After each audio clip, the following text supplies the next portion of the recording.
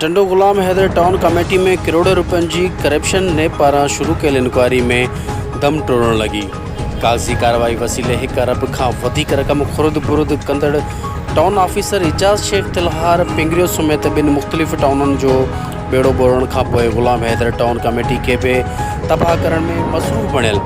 सियासी वॾेरनि जे आशीर्वाद सबबि हर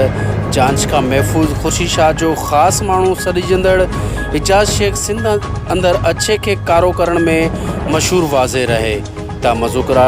टाउन ऑफिसर हिन खां अॻु तलहार पिंगरियो टाउन कमेटी अंदर पिण करोड़ों रुपयनि जी करप्शन करे कखपति मां लखपति बणिजी चुको आहे, जेको हिन वक़्तु टंडो गुलाम हैदर टाउन कमेटी जे सीतानास करण में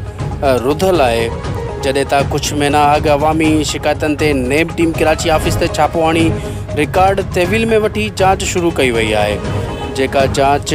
शायदि सर्द खाने हवाले थी वई आहे। ज़रियनि जो चवणु आहे त मज़ूकरा टाउन ऑफिसर बासर हुअण सां गॾु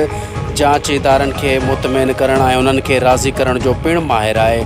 जंहिं करे हेॾे वॾे करप्शन करण बावजूदि पंहिंजी पोस्ट ते मौजूदु रहे। वधीक करप्शन करे सियासी माण्हुनि में जांच इदारनि खे वॾियूं रक़म ॾेई सरेआम करोड़नि रुपए